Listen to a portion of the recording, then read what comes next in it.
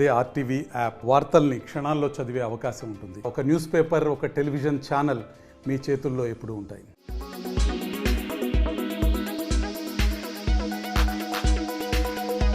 Recent గా singer Chinmayi Sriprada చేసిన comments వివాదాస్పదంగా మారాయి. ఇటీవల ప్రముఖ సీనియర్ నటి అన్నపూర్ణమ్మ వ్యాఖ్యలకు కౌంటర్ గా ఒక వీడియోను రిలీజ్ చేసింది. అయితే చిన్మయి వ్యాఖ్యలపై గచ్చిబౌలి పోలీసులకు ఒక విద్యార్థి ఫిర్యాదు చేశారు. దీంతో చిన్మయి శ్రీప్రదపై కేసు నమోదు చేశారు.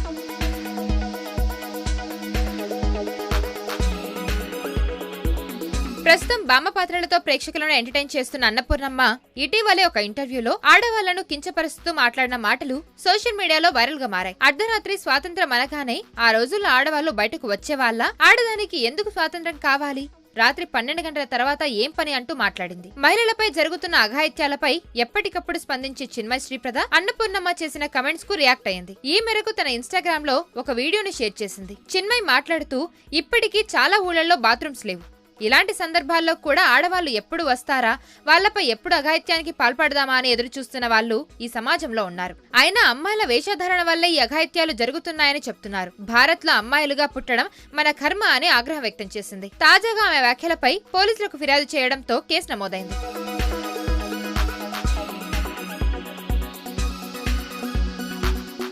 మరిన్ని వీడియోస్ కోసం ఛానల్ ని సబ్స్క్రైబ్ చేయండి. లేటెస్ట్ అప్డేట్స్ కోసం వాట్సాప్ ఛానల్ ని ఫాలో చేయండి. అండ్ లింక్ డిస్క్రిప్షన్ లో ఉంది.